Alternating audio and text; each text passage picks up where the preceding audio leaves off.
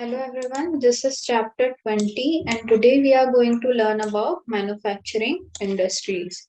Industrial development is the key to progress and development in the modern world. जो industrial development होती है वो की है किस चीज की?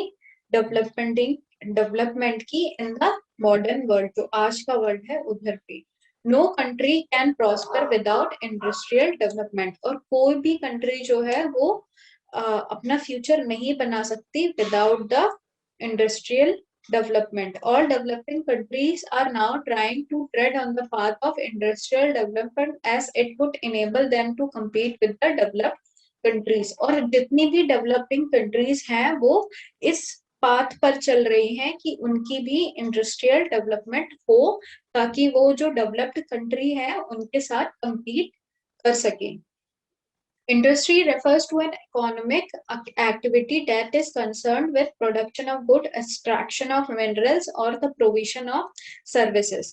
तो इंडस्ट्री जो है एक इकोनॉमिक एक्टिविटी है और ये किससे कंसर्न रहती है? ये रहती है प्रोडक्शन ऑफ गुड्स से, एक्सट्रैक्शन ऑफ मिनरल से, इसी के साथ प्रोविजन ऑफ सर्विसेज से. फॉर एग्जांपल, जैसे कि यहाँ बताया गया है, आयरन जो और स्टील इंडस्ट्री जो है ये प्रोडक्शन ऑफ गुड्स करती है. इसी के साथ कोल माइनिंग इंडस्ट्री है तो ये एक्सट्रैक्शन ऑफ मिनरल्स जो है उसी का एग्जांपल है एक्सट्रैक्शन ऑफ कोल.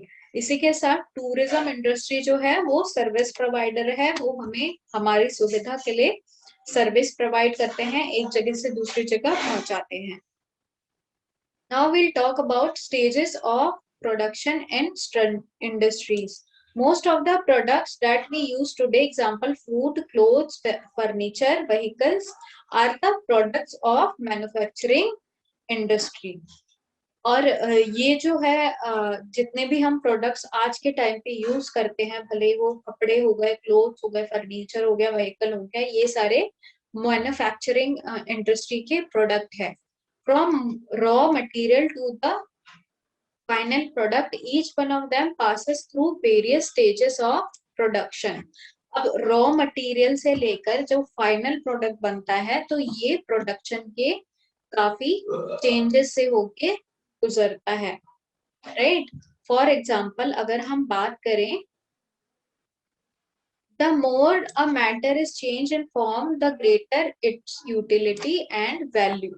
तो अगर इसमें ये भी बात बोली गई है कि जितना उस रॉ मटेरियल या मैटर का फॉर्म में चेंज आएगा, उसमें बदलाव आएगा, उतना ज्यादा उसकी यूटिलिटी होगी, उतना ज्यादा उसका यूसेज होगा, इसी के साथ उतनी ही ज्यादा उसकी वैल्यू होगी.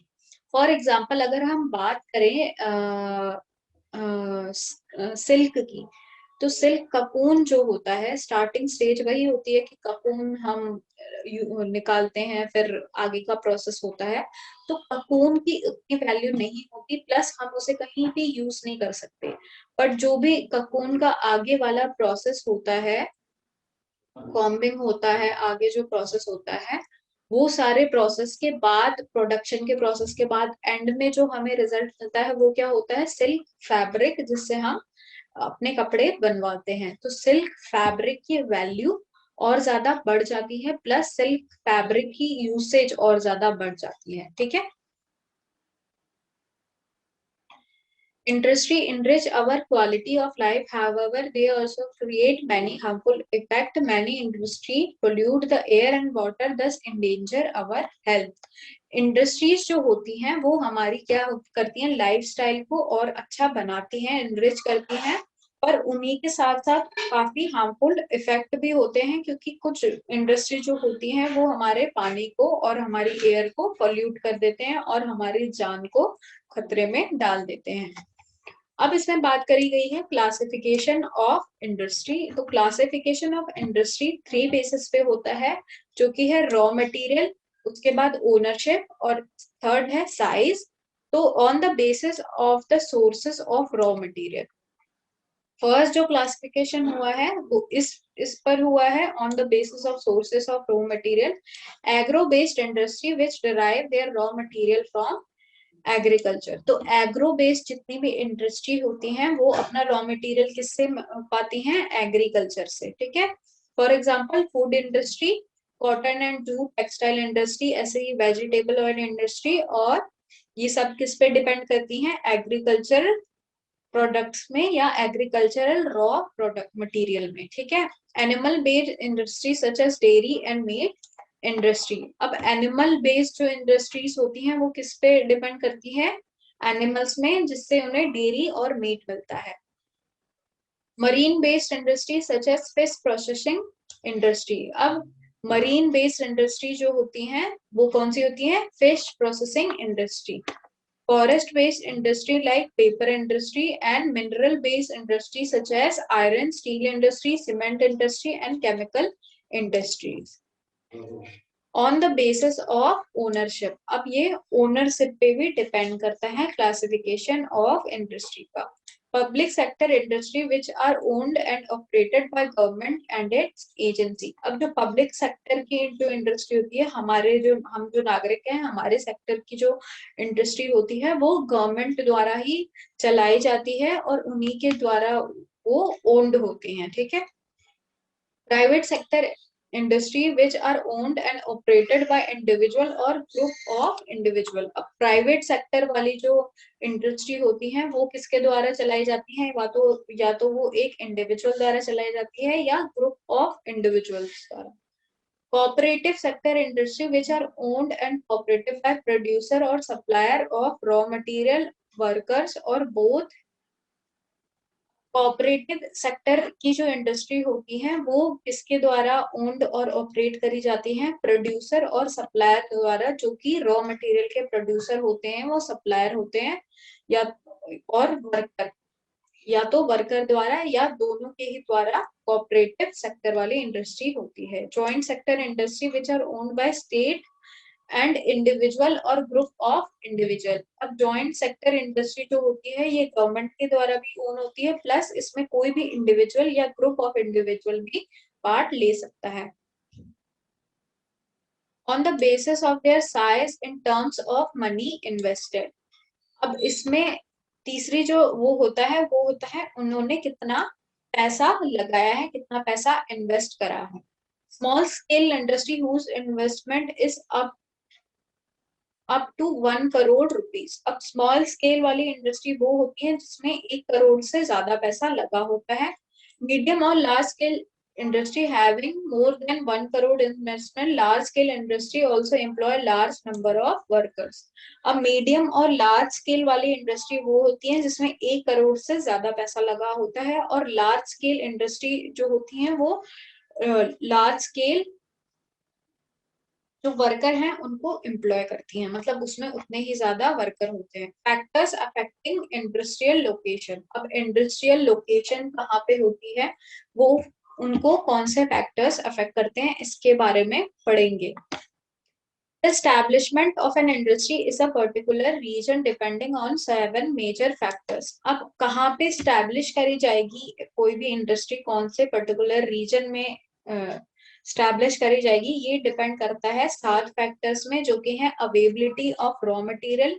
रॉ मटेरियल कितना क्या की अवेलेबिलिटी कैसी है, कैसे मिलता है, इसी के साथ इलेक्ट्रिसिटी के साथ transportation, workers, capital, marketing facilities and government policies. उस रीजन्स की गवर्नमेंट पॉलिसी कैसी है, क्या वो उनके लिए लाभदायक होगा या नहीं। The decision of government to establish a factory is a less developed region is a political consideration। अब जो डिसीजन होता है गवर्नमेंट का कि फैक्ट्री को कुछ कम डेवलप्ड जो रीजन है, कम डेवलप, जैसे कि कोई राज्य हो गए या कोई नगर हो गए, वहां पे लगाए, तो ये एक पॉलिटिकल कंसिडरेशन वाला एक मामला होता है। In order to promote the industrial development the government provide certain basic infrastructure facilities such as industrial sheds, roads, electricity to attract industrialists to set up industry in that region। तो industrial development हो हमारे राज्य में, तो उसके लिए क्या करती है गवर्नमेंट कुछ फैसिलिटी प्रोवाइड करती है, जैसे कि इंडस्ट्रियल शेड्स हो गए, रोड हो गई, इलेक्ट्रिसिटी हो गई। इससे क्या करती है, वो जितने भी इंडस्ट्रियलिस्ट हैं, जो भी इंडस्ट्री लगाते हैं, वो अट्रैक्ट हो उस रीजन में और वहां पे अपनी कंपनी या कोई भी फैक्ट्री सेटअप करें। ठीक है।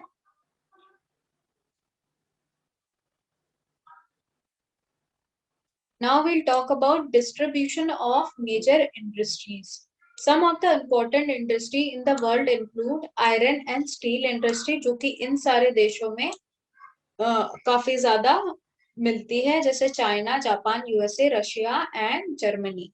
टेक्सटाइल इंडस्ट्री कहाँ पे है? India, Hong Kong, South Korea, Taiwan and other countries in the East. Automobile industry है Japan, USA, Germany, France and India. Ship building जो है Japan, south Korea, USA and United kingdom. Commercial vehicles जो है वो USA, Japan, Brazil and Canada. And electronic industry कहाँ पे है? Japan, China, other countries in east Asia.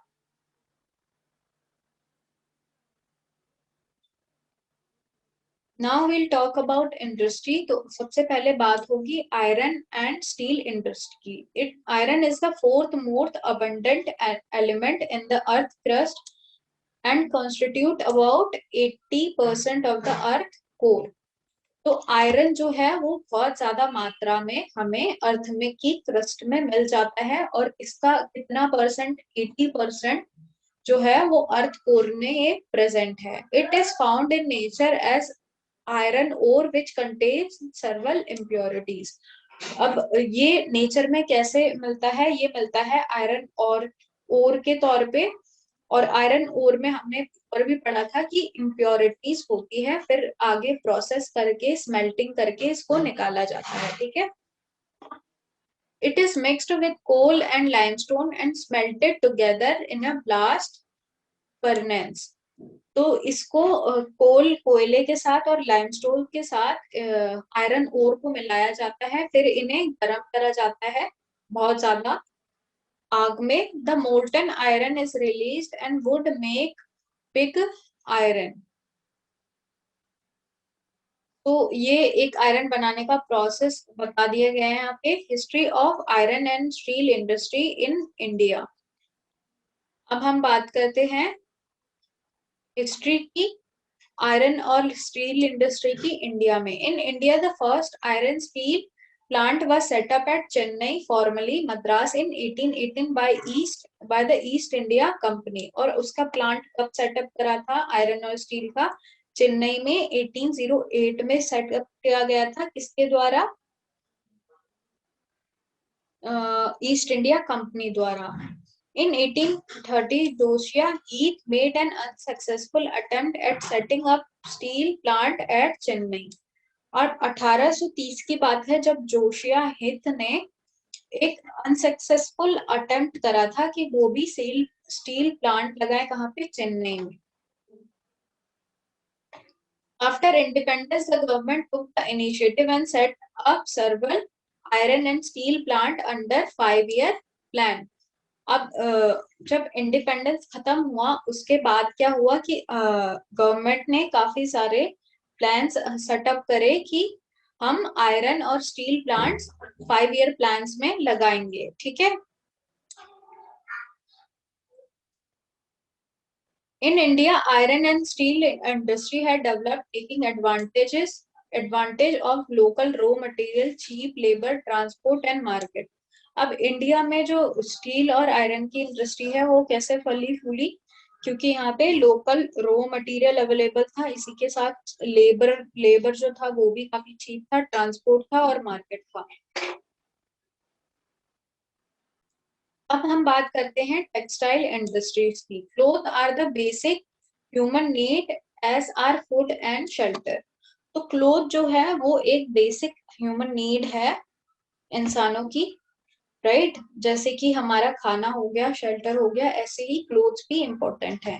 These are produced in textile industry. और ये कहाँ पे प्रोड्यूस करे जाते हैं क्लोथ्स? टेक्सटाइल इंडस्ट्री में। Fibres are the raw material of the textile industry. Fibres जो होते हैं, जो रेशे होते हैं, वो रॉ मटेरियल होता है टेक्सटाइल इंडस्ट्री का। There are 2 types of fibre, और दो टाइप के फाइबर होते हैं, ये हम सबको पता है, एक है नेचुरल, दूसरा है man made fibre. Natural fibres are obtained from wool, silk, cotton, linen, jute, asbestos etcetera. तो ये जो है नेचुरल फाइबर, ये नेचुरली जो हमें रॉ रॉ मटेरियल मिलता है इससे मिलते हैं, जैसे कि वूल हो गया, सिल्क हो गया, कॉटन हो गया, लिनन हो गया, जूट हो गया, एस्बेस्टोस हो गया, ठीक है। और मैन मेड फाइबर वो होते हैं जो खुद इंसानों द्वारा फाइबर केमिकली बनाए जाते हैं, जैसे कि nylon, polyester, acrylic and rayon. Goods produced in textile industry are used as clothes, home furnishing, and as packing materials in the industry. तो जो भी टेक्सटाइल इंडस्ट्री में जो भी गुड्स प्रोड्यूस करे जाते हैं वो तो या तो क्लोथिंग की तरह या होम अपने घरों में यूज किए जाते हैं, या तो मटेरियल पैक करने के लिए यूज करे जाते हैं।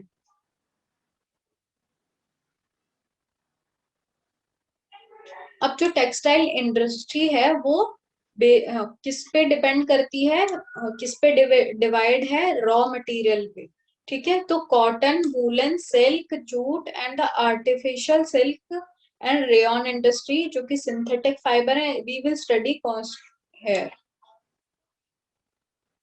अब हम बात करते हैं कॉटन टेक्सटाइल इंडस्ट्री का, ठीक है। The cotton textile industry is one of the oldest industry in the world. जो कॉटन टेक्सटाइल इंडस्ट्री है वो वर्ल्ड की सबसे ओल्डेस्ट टेक्सटाइल इंडस्ट्री है। It originated in the Indus valley about 5000 years ago. और ये जो इंडस वैली जो सभ्यता थी उसमें इसका ओरिजिनेट हुआ था 5000 साल पहले। Till the industrial revolution cotton cloth was made by using hand spinning technique and hand looms. अब इंडस्ट्रियल रेवोल्यूशन जब नहीं हुआ था उससे पहले भी जो कॉटन क्लोथ बनाए जाते थे वो किस मेथड से बनाए जाते थे, home spinning, hand spinning technique और हैंडलूम के तरीके से, ठीक है। The industrial revolution in the 18th century brought about a phenomenal change in textile industry. और जब इंडस्ट्रियल रेवोल्यूशन हुआ तो एक काफी बड़े बड़े चेंजेस आए इन इस टेक्सटाइल इंडस्ट्री में। Power looms facilitated development of cotton textile industry first in Great Britain and later in other parts of the world. India, China, Japan are the important producer of cotton textile. अब जैसे ही power looms की facility develop हुई तो इसने क्या ला दिया, cotton textile industry में नई लहर ला दी। और सबसे पहले ये डेवलप हुआ था ग्रेट ब्रिटेन में और बाद में वर्ल्ड के दूसरे पार्ट्स में भी ये फैल गया। इंडिया, चाइना और जापान जो है वो सबसे ज्यादा कॉटन टेक्सटाइल प्रोड्यूस करते हैं और सबसे इम्पोर्टेंट प्रोड्यूसर्स हैं।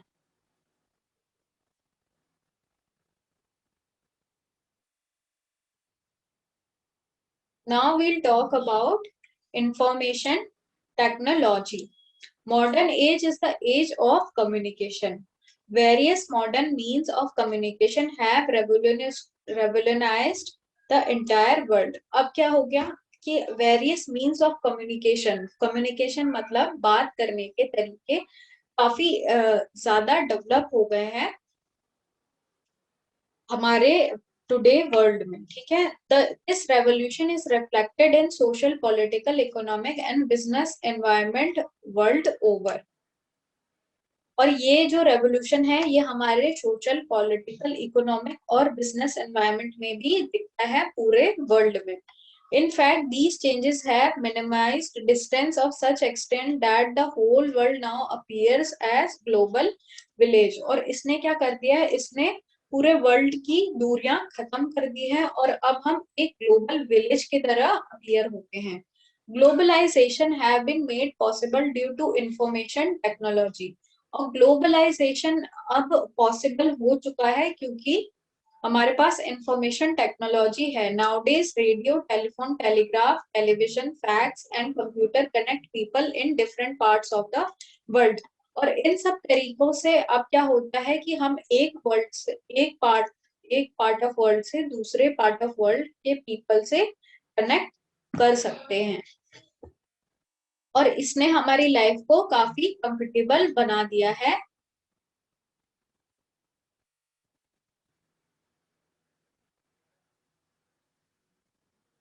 By using technology such as computer, calculator, telephones, and various electronic equipment, we can store, process, and distribute information at a great speed called information technology.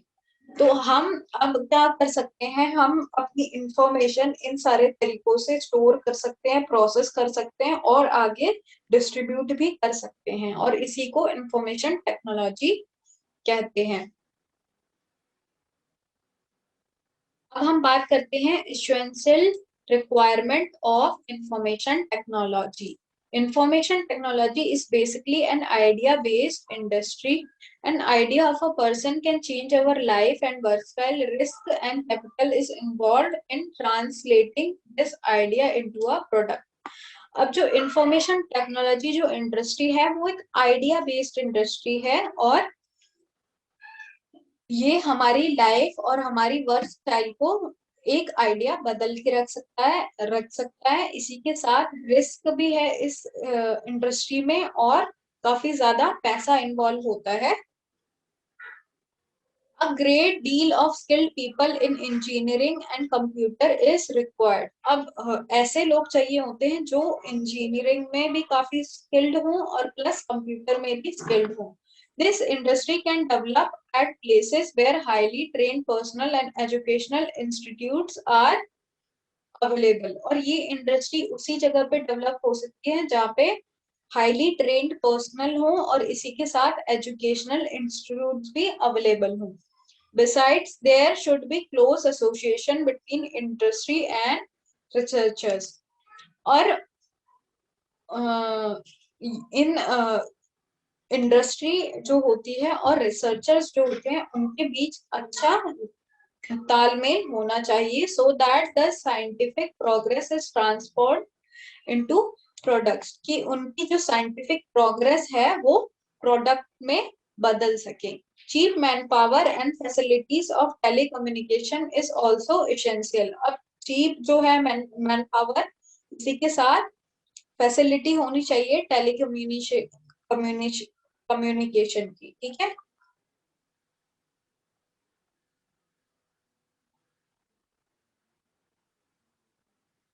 Now we'll talk about development of information technology. The first digital electronic computer was developed in USA in 1946 for military purposes. अब पहला computer digital electronic computer develop हुआ था 1946 में US में। क्यों? ताकि army purposes के लिए। The emergence of micro electronics, a sub industry of electronic industry in the 1970 and the 1980 led to the development of information technology in the world. Microelectronics is centered on semiconductor chip and their application in various telecommunication equipment and computers.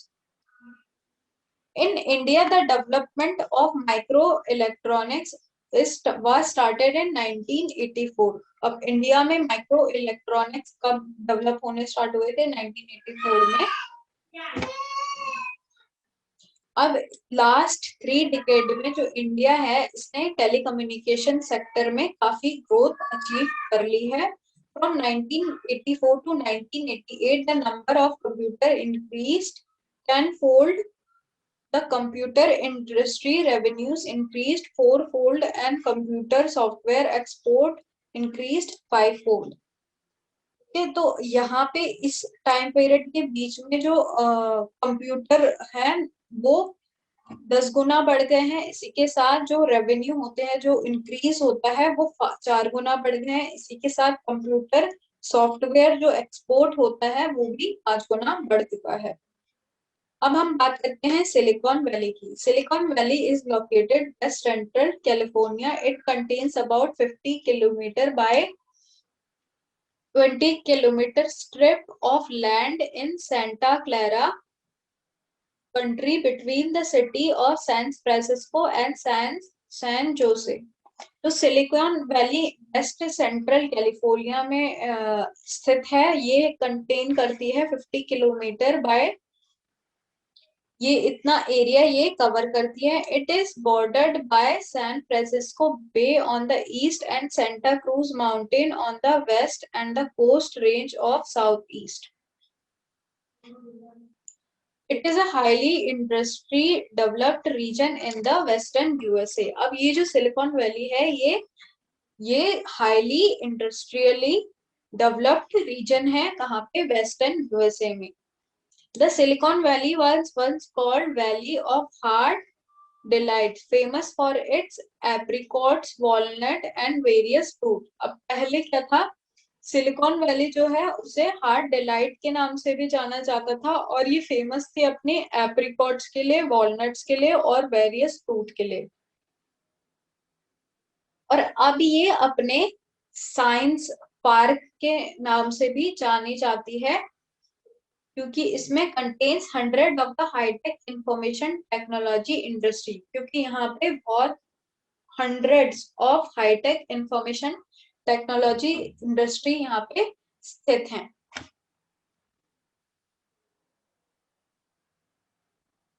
Now we'll talk about Bengaluru. Bengaluru is the capital city of Karnataka. Karnataka की capital city है Bengaluru, Bangalore. It is one of the largest city in the country, और ये सबसे बड़ी सिटियों में से एक है। After independence it has emerged as major transportation and manufacturing centre with industry producing communication equipments, machine tools, aircraft, electronic motor, print material, textile, footwear and time pieces। और इस इंडस्ट्री में सॉरी, और आफ्टर इंडिपेंडेंस इस घर पे क्या हुआ है, यहाँ पे काफी बड़ी मात्रा में ये सारी चीजें प्रोड्यूस करी जाती है। Bengaluru is base of Indian space programme as well, और बेंगलुरु ही वो जगह है जहाँ पे इंडियन स्पेस प्रोग्राम बेस्ड है। ठीक है। The development of IT industry started in 1970, और IT इंडस्ट्री का डेवलपमेंट कब स्टार्ट हुआ था? 1970 में। Bangalore has been ranked the 4th best global hub of technological innovation by United Nations, और ये चौथे पायदान पर है Bengaluru as a global hub of technological innovation. It has highest number of software companies in India, और यहाँ पे सबसे highest number है software companies का इंडिया में, with more than 300 software units including 50 multinational company. Bangalore accounts for software export for over 3,700 crores, amounting to nearly 1/3 national export.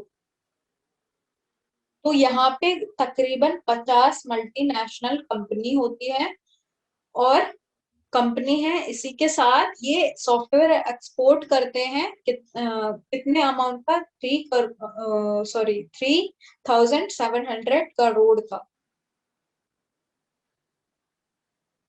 और इसी को सिलिकॉन वैली ऑफ इंडिया का भी नाम दिया गया है।